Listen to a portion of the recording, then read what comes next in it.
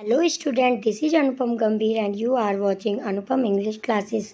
आज के इस वीडियो लेक्चर में हम class 11th English Snapshot book से चैप्टर नंबर 7 बर्थ पढ़ेंगे, जिसके राइटर एजे क्रॉनिन है। इसका line by line explanation start करते हैं।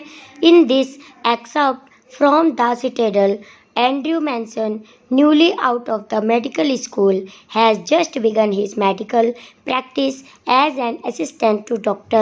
Edward Page in the small Welsh mining town of Ballynley. Student, जैसे टाइटल से ही पता चलता है बर्थ कि ये चैप्टर चाइल्ड बर्थ के बारे में है, लेकिन ये पूरा चैप्टर कोई बहुत बड़ा चैप्टर नहीं है। ये एजे क्रॉनिन के द्वारा लिखे गए एक नॉवेल सिटाडेल का एक थोड़ा सा पार्ट है। तो इन दिस एक्सर्प्ट यानी कि इस पार्ट में, इस अंश में डॉक्टर एंड्रयू मैनसन अभी अपनी अपनी मेडिकल की पढ़ाई पूरी करके डॉक्टर एडवर्ड पेज के असिस्टेंट के रूप में बेलैनली में कार्यरत हैं। जो बेलैनली जगह है वो वेल्श माइनिंग के लिए काफ़ी फेमस है, यानी कि वहाँ पे खनिज का बहुत ही ज़्यादा काम होता है। As he returning from a disappointing evening with Christine, the girl he loves, he is met by Joe Morgan. तो जैसे ही डॉक्टर एंड्रयू मैनसन अपने क्लिनिक से वापस अपने घर के लिए आ रहे थे, एक तो वो अपनी इवनिंग से बहुत ही डिसअपॉइंट थे, निराश थे। क्यों थे? क्योंकि जिनसे वो प्यार करते थे अपनी गर्लफ्रेंड से, आज उनके साथ कोई उनका डिसअपॉइंटेड हुआ था, कोई उनके बीच में लड़ाई हुई थी क्रिस्टीन के साथ। तो इसी से वो बहुत ही ज़्यादा परेशान थे। और जैसे ही वो घर पहुंचते हैं तो उनको जो मॉर्गन मिलते हैं। जो and his wife who have been married nearly 20 years are accepting their first child. तो जो मॉर्गन है, जो और उनकी वाइफ की शादी को 20 साल हो गए हैं और पहला चाइल्ड उनका अभी होने वाला है, एक्सेप्ट कर रहे हैं। ये चैप्टर का थोड़ा सा इंट्रोडक्शन था, तो चलिए स्टार्ट करते हैं चैप्टर। स्टूडेंट्स, इस चैप्टर की समरी और वर्ड मीनिंग भी पहले ही इन चैनल में दे दी गई है। अगर आपने नहीं पढ़ी है तो डिस्क्रिप्शन में लिंक है, जिसको प्रेस करके आप इस चैप्टर के समरी और वर्ड मीनिंग को प्राप्त कर सकते हैं। इसके अलावा भी क्लास 11th का सभी चैप्टर का सिलेबस गिवन है, तो आप प्राप्त कर सकते हैं। तो चलिए स्टार्ट करते हैं। Through it was nearly midnight when Andrew reached Brancover, he found Joe Morgan waiting for him, walking up and down with short steps between the closed surgery and the entrance to the house.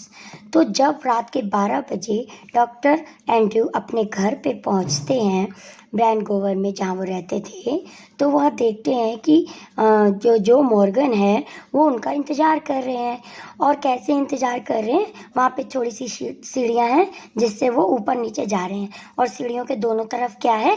बीच में सीढ़ियाँ हैं, बीच में सीढ़ियाँ हैं, और एक side उसका surgery यानी कि जहाँ पे डॉक्टर साहब चेक करते होंगे पेशेंट को, वो है, रूम है, और दूसरी तरफ एंट्रेंस गेट है घर का। तो बीच में सीढ़ियाँ हैं, वहाँ से कभी ऊपर जा रहे हैं जो मॉर्गन और कभी नीचे आ रहे हैं। जाहिर सी बात है, रात के 12 बजे हैं और उनकी वाइफ जो है प्रॉब्लम में है, जिससे वो डॉक्टर को लेने आए हैं और वहाँ इंतजार करते हुए बहुत ही परेशान हो रहे हैं, सीढ़ियों से ऊपर नीचे हो रहे हैं जो Morgan. At the sight of him the burly drillers face expressed relief.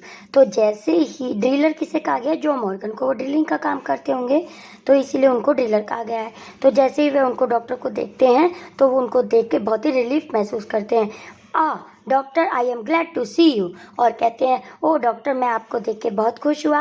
I been back and forward here this last hour. मैं पिछले 1 घंटे से आपका इंतजार कर रहा था।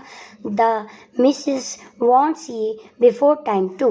तो यहाँ मिसेस किसे कहा गया? उनकी जो वाइफ है, वो कह रहे हैं कि जो मेरी वाइफ है वो टाइम से पहले ही प्रेग्नेंट है इस समय वो, और टाइम से पहले ही उनको प्रॉब्लम स्टार्ट हो गई है। Andrew abruptly recalled from the contemplation of his own affairs, told Morgan to wait. तो वो डॉक्टर जो एंड्रयू होते हैं वो कहते हैं, आप मेरा ये इंतज़ार करिए, मैं अंदर से होके वापस आता हूँ। He went into the house for his bag, then together they set out for number 12 Belina Terrace. वो अंदर जाते हैं और अपना बैग लेके आते हैं जिसमें उनका डॉक्टरी से रिलेटेड थोड़ा सा सामान होगा, तो वो लेके वापस आते हैं। और वो दोनों जने, यहाँ पे किसका एड्रेस दिया हुआ है? Number 12 Belina Terrace. ये जो मॉर्गन के घर का एड्रेस दिया हुआ है और वे दोनों डॉक्टर और जो मॉर्गन नंबर 12 बेलेना टेरेस की तरफ चल देते हैं।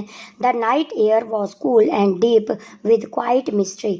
अब यहाँ पे थोड़ा सा मौसम के बारे में डिस्क्राइब किया गया है कि जो नाइट थी बहुत ही कूल थी, ठंडी थी और वहाँ कुछ ऐसे रहस्यमयी, मतलब रात थी, शांत थी कि 12 बजे में, इसीलिए रात को रहस्यमयी शांत कहा गया है। Usually so perceptive, Andrew now felt dull and listless. Perceptive की मीनिंग स्टूडेंट्स होती है टू थिंक्स क्विकली, यानी कि चेतना। तो जो डॉक्टर एंड्रयू थे वो किस में मग्न थे, जो लिस्टलेस यानी कि हैविंग नो एनर्जी, बिल्कुल उनका एनर्जी नहीं थी। क्यों नहीं थी? क्योंकि उनका डिसअपॉइंटेड इवनिंग बीती थी ना, उनका क्रिस्टीन उनकी गर्लफ्रेंड के साथ कोई डिसअपॉइंट हुआ था, इसलिए वो बहुत ही लिस्टलेस लग रहे थे। He had no premonition that this night call would prove unusual, still less that it would influence his whole future in Bellonly। Emotion की मीनिंग होती है feeling that something is going to happen, पूर्वाभास होना। तो यहाँ पर वो दोनों जा रहे हैं और डॉक्टर एंड्रयू कुछ भी ऐसा नहीं सोच रहे हैं पॉजिटिव या निगेटिव कि क्या होगा, लेकिन वो सोच रहे हैं कि ये जो मेरे फ्यूचर का बहुत ही टर्निंग पॉइंट होगा, क्योंकि ये समय से पहले उनकी डिलीवरी बस होने वाली है। जो मॉर्गन की वाइफ की डिलीवरी जो होने वाली है वो बेलेनली में उनका फ्यूचर क्रिएट करेगा, क्योंकि अभी अभी वो डॉक्टरी करी है उन्होंने, अभी अभी सीखे हैं, तो उनको ये बहुत ही अच्छा अवसर मिला है। The two men walked in silence until they reached the door of number 12, then Joe drew up short. दोनों चुपचाप जाते हैं और नंबर 12 जो मॉर्गन के घर पहुंचते हैं। I will not come in, he said and his voice showed sign of strain. Doctor साहब मैं नहीं आऊँगा, उसने कहा। किसने? जो मॉर्गन ने कहा।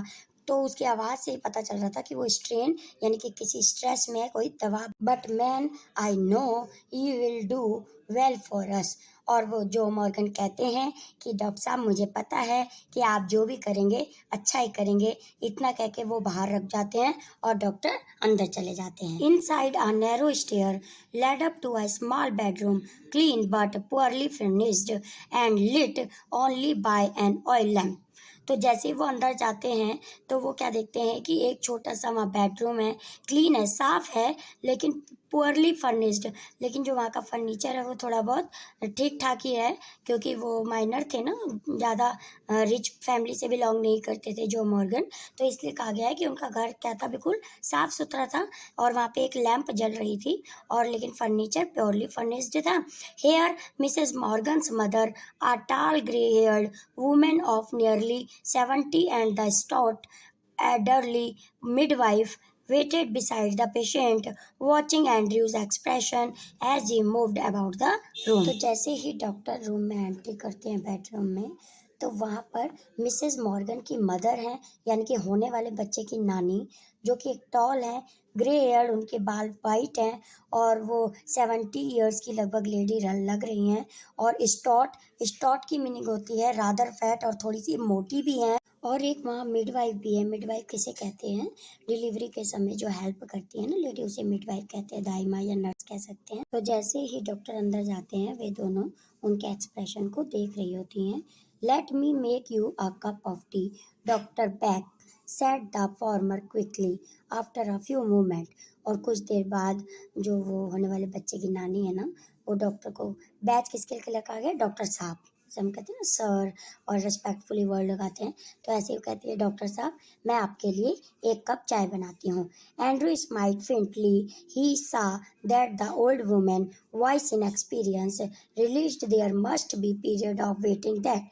अब डॉक्टर समझ जाते हैं कि जो लेडी है बहुत ही वेल एक्सपीरियंस लगती है, और वो उसकी तरफ देखते हैं और फ्रेंडली स्माइल कर देते हैं, मतलब ज़बरदस्ती स्माइल पास कर देते हैं। She was afraid he would leave the case, saying he would return later. जो मॉर्गन की मदर इन लॉ है वो इस बात से डरती हैं कि कहीं डॉक्टर बीच में ही केस छोड़कर अभी आता हूँ कह के वापस ना चले जाएं। Do not freight mother, I will not run away. Freight की मीनिंग होती है बी वरीड, यानी कि चिंतित होना। वो कहते हैं माता जी आप चिंतित मत होइए और मैं नहीं भागूंगा, कहीं भी नहीं जाऊंगा। Down in the kitchen he drank the T which he gave him. तो नीचे थोड़ा सा नीचे उतर के किचन में जाके वे चाय पीते हैं जो कि उन्होंने उनको दी। किसने दी? जो मॉर्गन की मदर इन लॉ ने दी। Overwrought as he was, he knew he could not snatch even an hour's sleep if he went home. Overwrought की मीनिंग है टायर्ड, थका हुआ होना। तो डॉक्टर सोचते हैं कि अगर मैं घर जाता भी हूँ तो मैं 1 घंटे के लिए भी नहीं सो पाऊंगा। उनका मतलब है कि वो केस अभी होने ही वाला है, तो वो सोचते हैं कि मेरा घर जाना बेकार है। He knew too that the case here would demand all his attention, और वो ये भी समझ जाते हैं क्योंकि टाइम से पहले डिलीवरी हो रही है तो उनका ध्यान देना यहाँ पर बहुत ही जरूरी है। A queer lethargy of spirit came upon him. He decided to remain until everything was over. lethargy की मीनिंग है लैक ऑफ एनर्जी, और क्वीर है एक अजीब सा। तो बहुत ही थके हुए हैं और उनकी एनर्जी भी लेस हो चुकी है, और वो उनकी आत्मा इस बात को जान चुकी है, और वो ये कहते हैं कि जब तक भी ये केस पूरा कंप्लीट नहीं हो जाता, सब कुछ सही से नहीं हो जाता, मैं यहीं पे रहूँगा। यहीं रहने का वो निश्चय करते हैं। An hour later, he went upstairs again, noticed the progress made, came down once more, sat by the kitchen fire.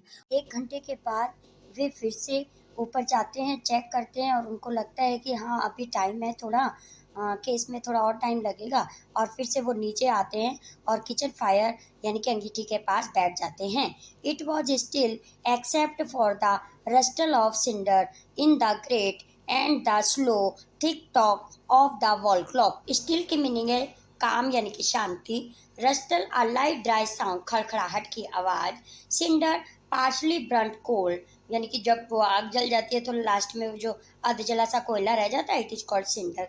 Great metal frame for the holding coal in fireplace, तो जो आग जल रही होती है तो वो उसको जो बाहर का मेटल प्लेस यानी कि अंगीठी कह सकते हैं, जो बाहर का स्ट्रक्चर होता है जिसमें आग जलाई जाती है, उसको कहते हैं ग्रेट। तो वो क्या कहते हैं कि वहाँ पे बहुत ही शांति होती है, केवल वो जो आधा जला कोयला होता है उसमें से जो चिंगारी की खटखटाहट सी उसकी आवाज़ आ रही होती है, और फिर वो कहते हैं हाँ एक आवाज़ और आ रही है, जो वॉल क्लॉक है उसके टिक टॉक की आवाज़ आ रही है। No there was another sound the beat of Morgan's footstep as he paced in the street outside, और फिर वो कहते हैं कि हाँ इसके अलावा भी एक आवाज़ है जो कि जो मॉर्गन है बाहर इंतजार कर रहे हैं, बहुत ही स्ट्रेस में हैं, तो उनके कदमों की आवाज़ आ रही है, वो इधर से उधर चल रहे होंगे ना स्ट्रेस की वजह से, तो उनकी आवाज़ भी उनको आ रही है। The old women opposite him sat in her black dress quite motionless, her eyes strangely alive and wise, probably never leaving his face. The old woman किसे कहा गया है यहाँ, जो कि मदर इन लॉ होने वाली बच्चे की नानी के लिए कहा गया है कि जिन्होंने ब्लैक ड्रेस पहनी हुई है वो डॉक्टर के पास आके बैठ जाती हैं। क्वाइट मोशनलेस, कुछ भी हिलती डुलती नहीं है, आराम से शांति से बैठ जाती हैं, और जो उनकी आंखें हैं वो स्ट्रेंजली बहुत ही गंभीरता के साथ, और प्रोबेबिंग की मीनिंग होती है सर्चिंग, बहुत ही गंभीरता के साथ डॉक्टर के फेस पे सर्च कर रही होती हैं कि मतलब आने वाला केस कैसा होगा, क्या होगा, ये कुछ देखते हुए उनके पास आकर बैठ जाती हैं। हिज थॉट्स वर हैवी मडल्ड, मडल्ड की मीनिंग है कंफ्यूज यानी कि गड़बड़ सी होनी, और हिज किसके लिए आया या डॉक्टर एंड्रू के लिए। तो जो डॉक्टर एंड्रू हैं उनके जो थॉट्स हैं, उनके विचार बहुत ही गड़बड़ाहट हो रहे हैं। क्यों हो रहे हैं? The episode he had witnessed at Cardiff station still observed him morbidly. Episode जब वो अपने घर ब्लेनेली वापस आ रहे थे तो रास्ते में कार्डिफ स्टेशन पड़ता है, वहाँ पर उन्होंने देखा था कि कुछ ऑब्जर्व किया था कि अब वो क्या ऑब्जर्व किया था आगे देखते हैं। He thoughts of Bramwell foolishly devoted to a woman who deceived him sordidly. Sordidly की मीनिंग होती है सेल्फिशली यानी कि अपने ही आप में अपने ही बारे में सोचना। तो वो उन्होंने ये देखा कि एक लड़का, कौन लड़का? ये ब्रैमवेल, जो कि एक लेडी के पीछे पूरी तरह से डिवोटेड था, और उसने उसको क्या किया था? डिसीव किया था, धोखा दिया था, उसके बारे में सोचता है। ऑफ एडवर्ड पेज, और अब एक दूसरे के लड़के के बारे में सोचता है जो उसी का फ्रेंड ही था। Bound to the swarish Blodwen of Denny living unhappily apart from his wife. अब वो उसके बारे में सोच रहा है, एडवर्ड पेज जो उनके फ्रेंड ही है, और उसके बारे में सोचता है कि वो कैसे अपनी वाइफ से लड़ाई होने के बाद अलग रह रहा है, कैसे डिसअपॉइंट है। His reasons told him that all this marriages were dismal failure. Dismal की मीनिंग होती है मिजरेबल यानी कि दुख भरी, और ये सारी बातें देखकर वो अपने आप में ही सोच रहे हैं कि ये जो मैरिजेज हैं, शादी हैं, वो किस किस प्रकार से फेलियर साबित हो जाती हैं। It was a conclusion which in his present state made him wince. अब विंस की मीनिंग होती है श्राइकिंग मूवमेंट। तो इन सब बातों से वो श्राइकिंग मूवमेंट में आ जाते हैं, मतलब थोड़ा सा कंपन के स्टेज पे आते हैं और ये सारी बातें सोचते हैं। निष्कर्ष क्या निकालते हैं? He wish to consider marriage as a idyllic state. Idyllic की मीनिंग होती है peaceful. Yes he could not otherwise consider it with the image of Christian before him. अब वो सारी बातें देखते हैं, कंफ्यूज भी होते हैं और वो ये कहते हैं और कंक्लूजन क्या निकालते हैं कि उनकी क्रिस्टियन के साथ मैरिज पीसफुली साबित होगी, यानी कि वो सही साबित होंगे। Her eye shining towards him admitted no other conclusion.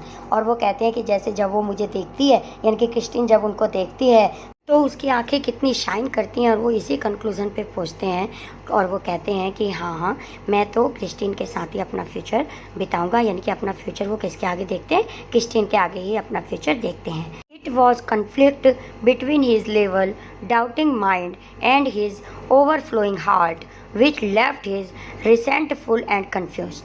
Resentful की मीनिंग होती है फीलिंग बिटर। तो उनके हार्ट और माइंड, यानी कि दिल और दिमाग दोनों में कन्फ्यूज़न चल रहा होता है। कन्फ्यूजिंग ये हो रही होती है कि जो दिल तो होता है, दिल में तो क्रिस्टियन है और माइंड में वो सारी बातें हैं जो उन्होंने वहाँ आते समय कार्डिफ स्टेशन पे देखी थी, उसी बारे में सोचकर उनके दिल और दिमाग में कन्फ्यूज़न होता है, यानी कि कॉन्फ्लिक्ट, लड़ाई होती है। He let his chin sink upon his chest, stretched out his legs, stared broodingly into the fire. ब्रूडिंगली की मीनिंग होती है सैडली, यानी कि उदासी थे।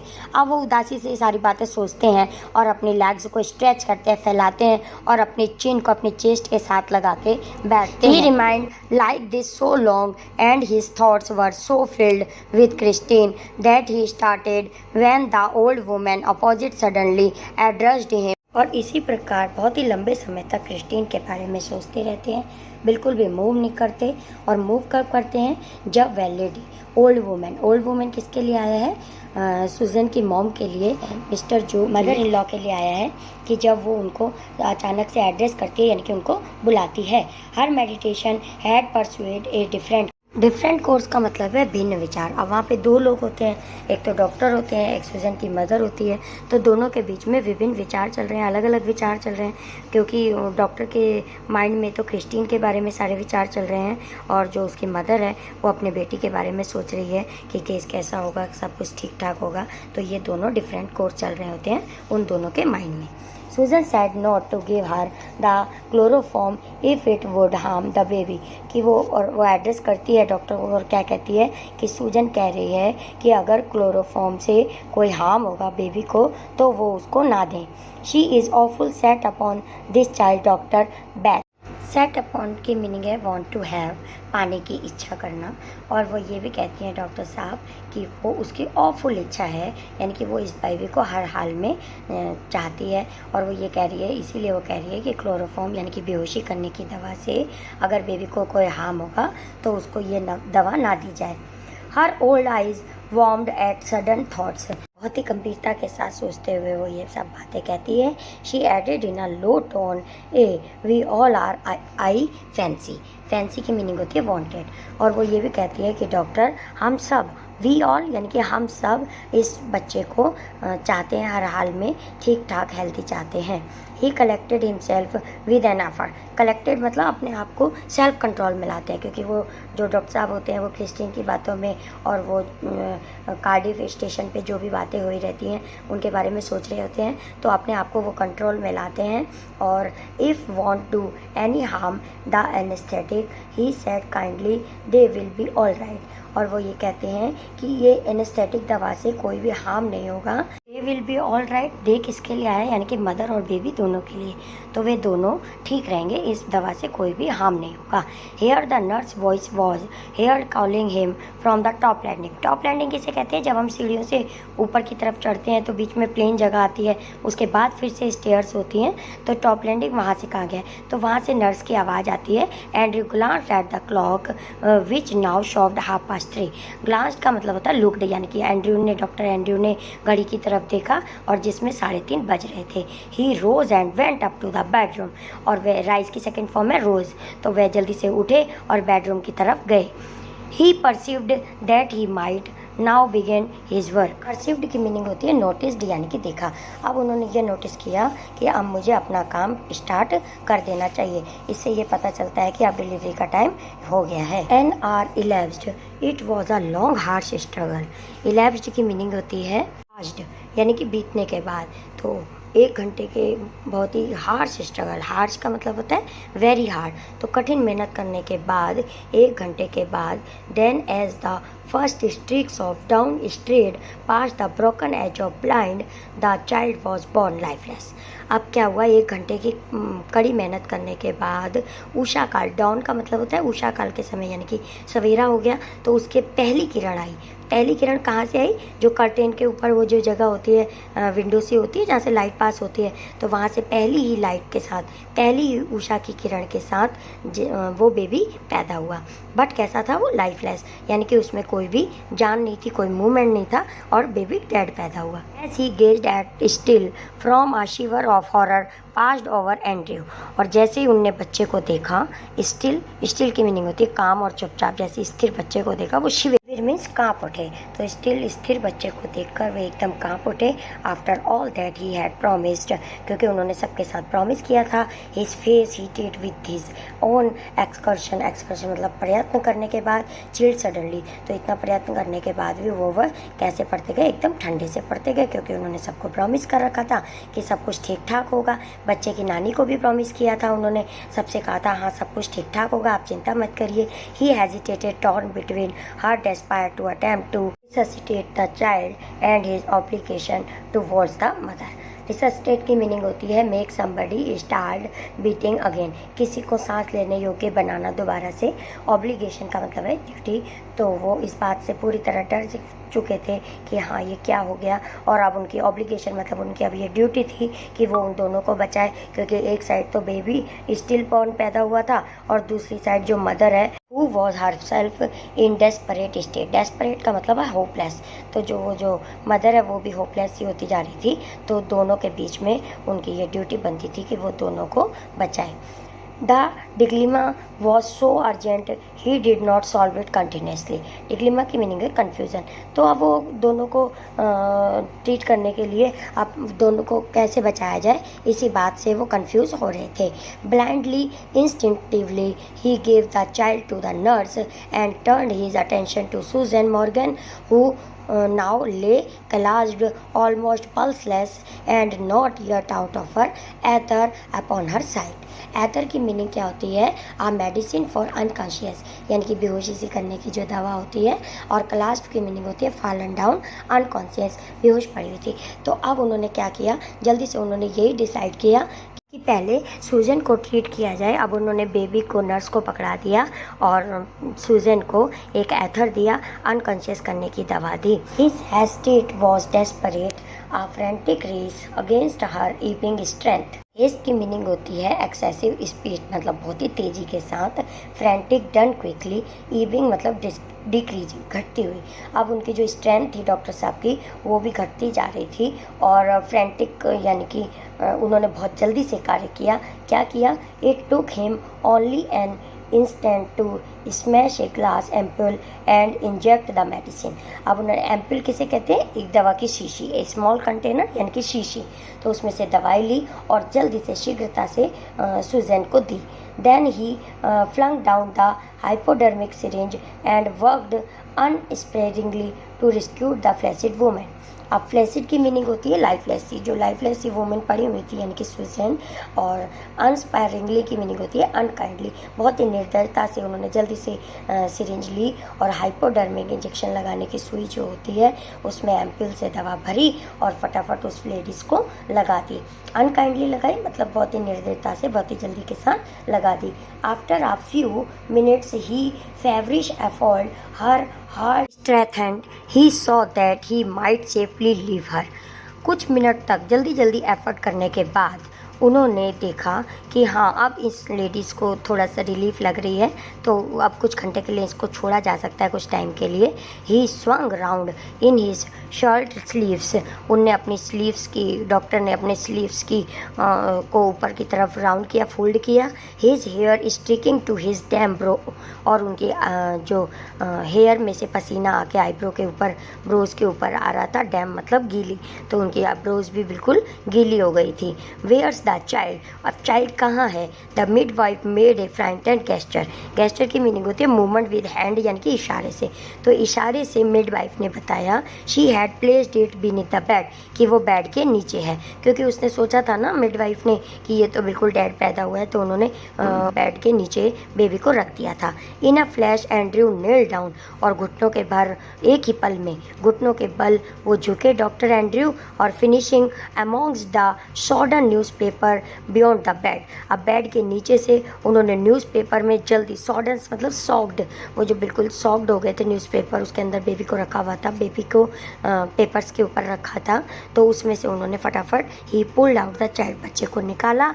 अ बॉय परफेक्टली फॉर्म, उन्होंने देखा कि वो एक लड़का पैदा हुआ है, और परफेक्टली फॉर्म मतलब पूरी तरह से उसके हाथ पैर सब कुछ परफेक्ट है, मतलब पूरे जैसे होता है स्ट्रक्चर उनका बिल्कुल परफेक्ट है बेबी का। The limp warm baby was white and soft as tallow, the cord harshly sliced lay like A broken stem. अब यहाँ था थोड़ा सा डिस्क्रिप्शन दिया है बेबी के बारे में। लिम से यानी कि जो हॉबल लाइफलेस थे, जो बेबी था, वार्म, उसकी बॉडी बिल्कुल वार्म थी क्योंकि अभी अभी पैदा हुआ था। वॉज वाइट, सफ़ेद सा हो रहा था। सॉफ्ट एंड टेलो, टेलो की मीनिंग होती है वैक्सी मटेरियल, और बिल्कुल सॉफ्ट था, वैक्सी मटेरियल के जैसा लग रहा था। The cord harshly sliced lay like A broken stem, अब कोड किसे कहते हैं? जो मदर और बेबी के बीच में वो जो लगी हुई होती है ना नाभि के साथ, तो उसे कोड कहते हैं। तो उन्होंने हार्शली स्लेस्ड, स्लेस्ड मतलब उसको कट कर लिया, हार्शली कठोरता के साथ जल्दी से उन्होंने उसको कट कर दिया, और लाइक ए स्टेम, एक स्टेम की तरह अलग फेंक दिया। The skin was of a lovely texture smooth and tender, और उसकी जो स्किन थी बेबी की, वो कहती थी texture the way surface feels, और डेलिकेट यानी कि टेंडर, डेलिकेट, बहुत ही नाजुक सी, स्मूथ थी उसकी skin. The head लॉल्ड on the thin नेक, लॉल्ड की मीनिंग होती है हंग लूजली, और उसका जो सिर था वो लटका हुआ सा लग रहा था गर्दन के साथ। क्यों लग रहा था? क्योंकि वो बिल्कुल लाइफलेस बेबी था ना, इसलिए इधर उधर लटक रहा था उसका सिर। द लिम्स सीम्ड बोनलेस, और उसके जो लिम्स थे, हाथ पैर थे, वो बिना हड्डियों के से फील हो रहे थे। Still kneeled, Andrew started at the child with a haggard frown. अभी झुके हुए थे, घुटनों के बल ही बैठे हुए थे, और एंड्रयू बच्चे को बहुत ही थके हुए भी बहुत है। हैज़र्ड की मीनिंग होती है लुकिंग वेरी टायर्ड, बहुत ही थके हुए थे वो, और लगातार बच्चे को देख रहे थे। The witness meant only one thing, asphyxia pallida, and his mind unnaturally tensed, dragged back to a case he once had seen in the Samaritan to the treatment that had been used. अब वो बहुत ही थके हुए हैं, और frown, frown की meaning होती है worried expression. Witness meant only one thing, अब वो ये देख के ये समझ जाते हैं और वो सोचते हैं। एक्सपीसिया अनेबल टू ब्रीथ, और पैलिडा की मीनिंग होती है लैक ऑफ ऑक्सीजन। ये सब देख के वो समझते हैं कि या तो ये क्योंकि बच्चा मरा हुआ नहीं है, सब कुछ तो फिक्स है, उसका स्ट्रक्चर पूरा कंप्लीट है, और वो सोचते हैं कि कहीं ये लैक ऑफ ऑक्सीजन पैलिडिया तो नहीं है जो जिसमें ऑक्सीजन की कमी होती है, और एक्सपीसिया यानी कि जिसमें सांस लेने में प्रॉब्लम होती है, और उसके माइंड में ये सब कुछ चल रहा होता है डॉक्टर के, और वो अननेचुरली टेंस्ड होते हैं, और वो उस केस को ध्यान में लाते हैं जो उन्होंने एक बार सैमारिटेनियन में ये केस देखा था ट्रीटमेंट के दौरान, जो पहले भी उन्होंने किया था। Instantly he was on his feet, और वो अपने फीट पे ही झुके रहते हैं। Get me hot water and cold water, अब मुझे थोड़ा सा गर्म पानी और ठंडा पानी ला कर दो। He threw out to the nurse, वो नर्स को ये बात बोलते हैं। And basins two, quick quick, जल्दी जाओ और 2 बेसिन्स भी मंगाते, बेसिन्स भी लेकर आना, ऐसे कहते हैं नर्स को। बट डॉक्टर शी फेल्टर्ड, फेल्टर्ड की मीनिंग होती है हेजिटेट, वो लड़खड़ाती हुई कहती है अरे डॉक्टर, क्योंकि उसको लगता है ना बेबी तो मरा हुआ है। Her eyes on the pallid body of the child, और पैलिड की मीनिंग होती है पेल, और वो सोचती है कि बेबी तो बिल्कुल ही डेड है। तो डॉक्टर कहती है क्विक, शी शाउटेड, और वो चिल्लाते हैं कि जल्दी करो। Snatching a blanket, he laid the child upon it and began the special method of respiration. अब डॉक्टर ने एक स्पेशल मेथड लगाया जो रेस्पिरेशन यानी कि सांस दिलाने के लिए यूज किया जाता है। एक ब्लैंकेट निकाला, उसके ऊपर बच्चे को लिटा दिया। The basins arrived the ईवर the big iron cattle. अब वो ईवर किसे कहते हैं? लार्ज जग को। एक बड़ा सा जग और आयरन कैटल यानी कि जिसमें वो गर्म पानी लाई होंगी, वो तो सब सामान वहाँ पे आ गया। Frantically he slashed cold water into one basin, एक बेसिन में उन्होंने ठंडा पानी डाला। Into the other he mixed water as hot as his hand could bear, और दूसरे बेसिन में इतना गर्म पानी डाला जितना कि उसके हैंड, डॉक्टर के हैंड उसको बियर यानी कि सहन कर पाए, मतलब गुनगुना पानी होगा। Then like some crazy juggler, crazy किसे कहते हैं? पागल टाइप का। तो जगलर किसे कहते हैं? सर्कस में होते हैं ना जगलर, बॉल्स को इधर से उधर, उधर से इधर करते हैं, तो उन्होंने जगलर की तरह he hurried the child between the two, now plunging it into the icy, now into the steaming bath. अब वो जगलर की तरह कभी उसको ठंडे पानी और कभी गर्म पानी में बेबी को डाल रहे थे। 15 मिनट पास, 15 मिनट बीत गए। Sweat was now running into the Andrews house, और पसीना उनकी आंखों तक आ रहा था। ब्लाइंडिंग हिम, जिससे पसीने की वजह से उनकी आंखों के आगे धुंधला सा हो रहा था, मतलब पसीना उनकी आंखों पे भी आ गया था। One of his sleeve hung down, और उनकी जो एक शर्ट की स्लीव्स है वो नीचे भी लटक गई थी। ड्रिपिंग मतलब गीली हो गई थी। His breath came pantingly but no breath come from the lax body of the child. Pantingly की मीनिंग होती है तेज से सांस लेना। तेज सांस लेते हुए डॉक्टर ये सब काम कर रहे थे, बट नो ब्रेथ, लेकिन कोई भी सांस वापस नहीं आया। कहाँ से? Lakhs body of the child, बच्चे की लूज बॉडी यानी कि ढीली बॉडी से, लूज बॉडी से कोई भी सांस नहीं आया। A desperate sense of defeat pressed on him, a raging hopelessness. तो ये सब देख के डॉक्टर क्या होते हैं? निराश हो जाते हैं। He felt the midwife watching him in stark consternation. Stark की मीनिंग होती है कंप्लीट या टोटल, पूरी तरह से। कंस्टर्नेशन की मीनिंग होती है फीलिंग ऑफ सरप्राइज। मिडवाइफ के बारे में सोचते हैं जो कि उनको पूरे बहुत ही ध्यान से सरप्राइज फीलिंग के साथ उनको देख रही है। While there pressed back against the wall where she had all the time remained her hand press to her throat. अब यहाँ पे दूसरी तरफ एक लेडीज़ और खड़ी है। शी, ये कौन है? होने वाले बच्चे की नानी है, जिन्हें अपने एक हाथ से दूसरे हाथ को जोड़ रखा है, मतलब हाथ दोनों जोड़ के खड़ी हुई है, और अपने थ्रोट यानी कि गले को रोने की आवाज़ से निकलने के लिए उन्हें रोका हुआ है, क्योंकि उसको दिख रहा है ना कि बच्चा तो डैडी पैदा हुआ है तो वो रोने वाली है, लेकिन वो उन्होंने अपनी आवाज़ को रोका हुआ है।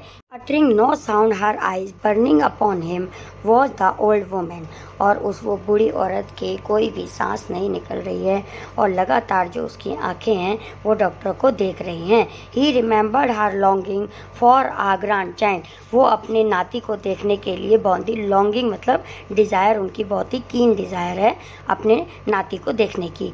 As great as had been her daughter's longing for this, और जैसी उनकी कामना है, इच्छा है अपने ग्रैंड चाइल्ड को देखने की, वैसी ही उनकी बेटी की भी अपने बेबी को देखने की बहुत ही कीन डिज़ायर है, इच्छा है। All dashed away now futile beyond remedy. Dashed की मीनिंग होती है इनडेड, एंड फ्यूटाइल मीन्स व्यर्थ, बेकार रहा। तो फिर यहाँ पर डॉक्टर क्या कहते हैं कि ये सभी रेमेडी जो भी वो कर रहे हैं कि अब बेकार हो गई है। डॉक्टर इस बात को सोचते हैं। The floor was now draggled mess, stumbling over a sopping towel, Andrew almost drop the child which was now wet and slippery in his hand like a strange white fish। अब जो room है, अब room के बारे में थोड़ा सा बता रहे हैं। ड्रैगल की मीनिंग होती है डर्टी और वेट, मैस मतलब डर्टी, और स्टम्बलिंग की मीनिंग होती है लूजिंग बैलेंस। अब जो रूम के बारे में बता रहे हैं कि रूम बिल्कुल ही गीला और मैसी डर्टी सा हो गया है, और जो बेबी है विच वॉज नॉ वेट, वो भी पूरी तरह से गीला, क्योंकि उसको गीले ठंडे पानी और गर्म पानी में डाला जा रहा था, जिसकी वजह से वो स्लिपरी इन हिज हैंड, उनके हाथ से लगभग फिसल रहा है, लगभग फिसलने की जैसा हो रहा है। और ऐसा हो रहा है जैसे कि एक फ़िश होती है, फ़िश बिल्कुल स्लिपरी होती है ना, तो उस फिश की तुलना बेबी के साथ की गई है और बताया गया है कि जैसे फ़िश स्लिपरी होती है वैसे ही बेबी भी उनके हाथों से स्लिपरी हो रहा है, डॉक्टर के हाथों से। और mercy sake doctor whimper the midwife, midwife कहती हैं कि डॉक्टर भगवान के लिए, उनको तो लग रहा है ना कि अब चाइल्ड तो मरा हुआ है, तो भगवान के लिए इसको ऐसे, इट इज़ स्टिल बॉर्न, कि वो डेड है, अब इसको छोड़ दीजिए। Andrew did not heed her, heed मतलब उसके ऊपर अटेंशन, पे नो अटेंशन, उन पर कोई भी ध्यान नहीं देते। Beaten despairing having लेबर्ड in when for half an hour, और आधे घंटे तक अपना प्रयास जारी रखते हैं। In one last effort rubbing the child with a rough towel, crushing and releasing the child chest with the both of his hands, trying to get breath into that limb's body। अब वो क्या करते हैं doctor, अपना जो प्रयास है वो जारी रखते हैं, और परसिस्टेड की मीनिंग होती है कंटिन्यूड, वही जारी रखते हैं अपना प्रयास, एफर्ट जारी रखते हैं, और उसको एक रफ टावल से बेबी की बॉडी को मलते हैं, एंड अपने दोनों हाथों से बेबी की चेस्ट को प्रेस करते हैं, हल्का हल्का दबाते हैं, और ट्राइंग नो ब्रेथ, लेकिन उसमें बेबी में कोई भी सांस नहीं आता। And then as by a miracle the pygmy chest which his hands and closed gave a short conclusive heave, another and another, Andrew turned giddy. Miracle, miracle का मतलब होता है वंडर। अब कोई मिरेकल होता है, पिग्मी वेरी स्मॉल, और convulsive की मीनिंग होती है अनकंट्रोलेबल, हीव की मीनिंग होती है प्रोड्यूस आ साई, गिडी का मतलब वीक, अनवेलिंग की मीनिंग होती है यूजलेस, यानी कि निष्फल हो जाना। अब इतना प्रयास कर रहे थे वो, जब टागल मल रहे थे उनकी चेस्ट पर, बेबी की चेस्ट पर डॉक्टर, तो क्या होता है, एक छोटी सी सांस लेता है बेबी, हल्की सी करके सांस लेते हैं ना, ऐसी उसने सांस ली बेबी ने, और अनदर एंड अनदर, उसके बाद और सांस ली और सांस ली। एंड्रयू टर्न गिडी, गिडी मतलब वीक हो गए, और डॉक्टर क्या हो गए, बिल्कुल ही वीक हो गए। The sense of life springing beneath his finger after all that unavailing striving was so exquisite it almost made him faint, और लगभग वो पूरी तरह से फेंट हो चुके थे डॉक्टर। ही रीडबल्ड हिज एफर्ट फ्रीवसली, और बीमारी जैसे मतलब जैसे फीवर हो जाता है ना, इस प्रकार से डॉक्टर हो गए थे, लेकिन उसने अपने एफर्ट को रीडबल्ड मतलब दुगना कर दिया एफर्ट लगाना, क्योंकि बच्चे में हल्की सी सांस आ गई थी ना। The child was gasping now deeper and deeper, अब वो गहरी गहरी सांस लेने लग गया बच्चा, जिस प्रकार से बच्चे सांस लेते हैं अब वो वैसे ही सांस लेने लग गया। A bubble of mucus came from one tiny nostril, a joyful iridescent bubble. अब क्या हुआ, जब वो गहरी गहरी सांस लेने लगा, उसके बाद भी उन्होंने अपना एफर्ट डॉक्टर ने जारी रखा, तो उसके छोटे से नॉस्ट्रिल में से एक म्यूकस, म्यूकस का मतलब होता है thick liquid, bubbles, thick liquid एक नोजी सी उसकी बाहर आ गई। इरिडिसेंट की मीनिंग होती है शोइंग मैनी कलर्स, और वो बहुत ही से कलर से शो कर रहा था क्या, bubble. The limbs were no longer boneless, अब जो वो हड्डियां भी हैं वो भी बोनलेस नहीं दिख रही थी। The head no longer lay back spinelessly, और जो उसका सिर है वो भी स्पिनलेसली नहीं लग रहा था। The balanced skin was slowly turning pink, और जो उसकी बॉडी है, बेबी की स्किन है, वो भी हल्की सी पिंकिश सी नज़र आ रही थी, क्योंकि पहले तो बिल्कुल पेल दिख रही थी, येलो दिख रही थी, लेकिन अब पिंकिश सी नज़र आ रही थी। Then executively came the child cry, अब बच्चे ने एकदम से बहुत ही तेज़ी से रोना स्टार्ट कर दिया। Dear father in heaven, the nurse sobbed hysterically, it's came alive, और हे भगवान, हे भगवान, बहुत ही अच्छा हुआ, नर्स कहती है हिस्टेरिकली, हिस्टेरिकली का मतलब होता है अनकंट्रोल वे में नर्स कहती है हे भगवान बहुत ही अच्छा हुआ, इट्स कम अलाइव, और ये जिंदा ही, बच्चा जिंदा हो गया, जिंदा हो गया। Andrew handed her the child, Andrew, doctor Andrew nurse को बेबी हैंड ओवर करते हैं। He felt weak and dazed, doctor Andrew अब वीक और डेज्ड मतलब उनको चक्कर से आ रहे थे, ऐसा फील कर रहे थे। अबाउट हिम द रूम ले in the shuddering litter, blanket, towel, basin, soiled instrument, the hypodermic syringe impaled by its point in the linoleum, the ewer knocked over, the kettle on its side in the puddle of the water. अब doctor क्या है, ये सारी चीज़ें देख के हाइड्रोडर्मिक syringe है, blanket है, पानी, सब कुछ गिरा बिखरा हुआ सा देख के बहुत ही शौक से हो जाते हैं, हिल टाइप के जाते हैं कि हाय रे कितना गंदा रूम हो रहा है. Upon the huddled bed, huddled bed का होता है जो सिमट जाता है बेड ना, छोटा बड़ा हो जाता है, तो उस पर mother still dreamed her way quietly through the anaesthetic. अब उसको बेहोशी की दवा दे रखी थी ना, तो हल्की से वो बेहोशी टाइप में ही है, और जो की वाइफ है और वो हडल बेड पे लेटी हुई है. The old women still stood against the wall, और अभी तक वह बूढ़ी महिला जो बच्चे की नानी दीवार के साथ चिपक के अभी भी खड़ी हैं. But her hands were together, और हाथ जोड़े हुए खड़ी हैं. हर lips moved without sound, she was praying. उनके लिप्स से कोई आवाज़ नहीं निकल रही है और वो कंटिन्यूसली प्रेइंग कर रही हैं. मैकेनिकली एंड्रयू रंग out his sleeve, pulled on his jacket. Mechanically मतलब एक मशीन की तरह, लाइक अ मशीन, एक मशीन की तरह एंड्रयू उठे और अपनी स्लीव्स को नीचे किया और जैकेट उठाई. I will fetch my bag later nurse, और नर्स से बोले, मिडवाइफ से, कि मैं अपना बैग बाद में ले लूँगा. He went downstairs through the kitchen into the scullery. अब वो स्कलरी किसे कहते हैं, जहाँ पे वॉशिंग एरिया, किचन के बर्तन वगैरह धोने की थोड़ी सी जगह बनी रहती है, डस्टबिन वगैरह रखते हैं, तो वहाँ सीढ़ियों से नीचे उतर के स्कलरी में गए. His lips were dry, और उनके होठ जो है पूरी तरह सूख चुके थे. At the scullery he took a long drink of water. एक बड़ा सा गिलास उन्होंने पानी का पिया. He reached for his hat and coat, और अपना हैट और कोट देखा. Outside he found Joe standing on the pavement with the tense expectant face. अब जब वो बाहर निकले तो पेवमेंट यानी कि फुटपाथ पे उन्होंने जो को खड़े हुए देखा, जो कि उनके फेस को देख रहा था और आश्चर्य से देख रहा था कि अब डॉक्टर मुझे कोई अच्छी ही न्यूज़ देंगे. ऑल राइट जो, he said thickly, both all right. अब डॉक्टर कहते हैं कि जो सब कुछ ठीक है. थिकली, थिकली की मीनिंग होती है डीप आवाज़ से, बहुत ही डीप आवाज़ से वो कहते हैं बोथ ऑल राइट, दोनों ही ठीक है, यानी कि बेबी और मदर दोनों ही ठीक हैं. इट वॉज क्वाइट लाइट, अब थोड़ी थोड़ी रोशनी भी हो गई थी. नियरली 5 o'clock, 5 बज चुके थे. A few miners were already in the streets, कुछ माइनर्स स्ट्रीट्स पर आ गए थे. The first of the night shift moving out, मतलब पहली शिफ्ट ख़त्म करके, नाइट वाली शिफ्ट ख़त्म करके कुछ माइनर्स स्ट्रीट यानी कि गली में आ गए थे, क्योंकि 5 बज चुके थे.